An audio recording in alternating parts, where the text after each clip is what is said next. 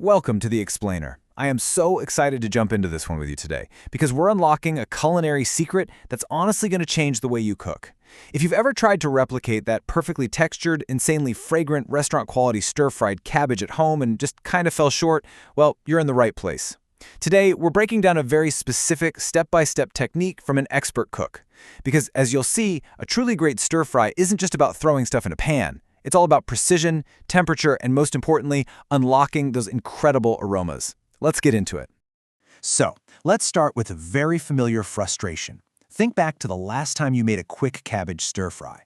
It probably looked decent, right? Probably tasted completely fine, but did it have that deep, mouth-watering, savory scent that hits you the second you walk into a great restaurant? For most of us cooking at home, the answer is a disappointing no. Missing out on that signature aroma is literally the most common struggle for home cooks. But don't worry, because today we're going to permanently solve that problem. All right, let's kick things off with Section 1, Simple Ingredients and Prep. To fix our missing aroma, we first have to look at our foundation. And it's actually a beautifully simple list, just 5 basic elements. But the magic is entirely in the details. You'll need 1 head of cabbage, but you want to grab a light head, one that feels a bit less dense when you pick it up. This means the leaves are looser, which gives you that perfect tender, crisp texture. Next, you need plenty of garlic. And here's the absolute game changer: pork lard. Skip the standard vegetable oil today. Pork lard introduces a level of richness you just can't fake. Rounding it all out, grab about 2 spoons of high-quality fish sauce and exactly 1 teaspoon of sugar. Okay, before any heat gets involved, we prep. It's super straightforward, but it completely sets the stage. First, wash the cabbage thoroughly and give it a good soak in salt water to get it completely clean. Then we break it down. You can use a knife or honestly just tear the leaves with your hands. But here is the absolute golden rule. Leave the pieces large. Do not shred this cabbage thinly. We want big, satisfying chunks that can actually stand up to high heat without instantly turning into sad, watery mush. Moving right along to Section 2, and honestly the most important part of this entire explainer: the aromatic fish sauce secret. If you only remember one single thing from our time together today, let it be this. This is where almost everyone makes their biggest aroma-killing mistake. To quote the original source directly, "Don't blink. The secret to the aroma happens right now." I love that because it perfectly captures the urgency of wok cooking.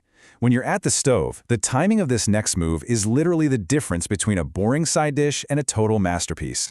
So the action begins. Heat up your wok or pan and melt down that rich pork lard. Once it's shimmering hot, toss in that generous pile of garlic. You're going to fry it just until it hits this beautiful, fragrant golden color. Watch it closely so it doesn't burn. At this point, your kitchen is going to smell incredible. Now, quickly take a slotted spoon and scoop out just a little bit of that crispy garlic to save for a garnish later. Keep the rest of the garlic and that amazing infused lard right there in the pan, hot and ready to go. Now, here is where we completely flip the script. In the standard, everyday method, what do? We toss the cabbage in, stir it around, and then dump the fish sauce over the top, right? Well, not today. We are introducing the fish sauce to the pan before the cabbage.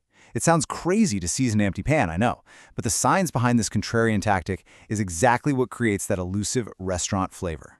This is it, the crucial move. You are going to add those 2 spoons of fish sauce directly into the piping hot garlic-infused oil.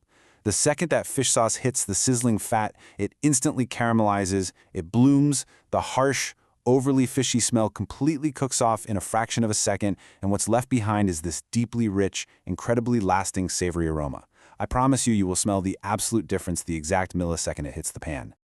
All right, let's ride that momentum into Section 3, High Heat for maximum crunch. The very second you drop those large cabbage chunks into the wok with that aromatic fish sauce, you have to move fast. You need maximum heat. Crank your stove dial all the way up to its absolute limit.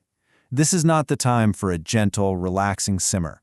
We want an aggressive, roaring sizzle right out of the gate.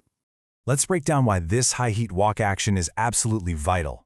You're rapidly, constantly tossing the cabbage at max temperature. The extreme heat instantly sears the outside of the cabbage leaves.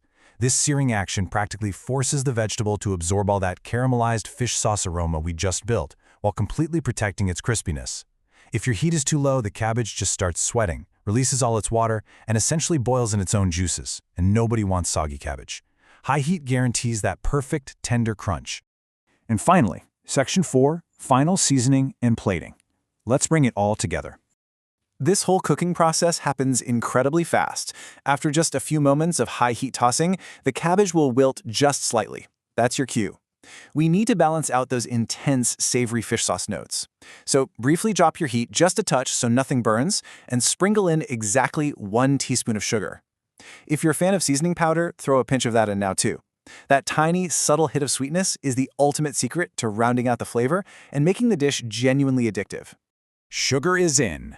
Now for the rapid-fire finish. First, give it a quick stir to distribute the sugar. Second, blast the stove back to absolute maximum heat for one final aggressive toss.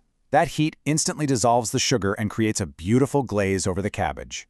And third, turn off the gas immediately. Do not let it sit there and overcook on the residual heat.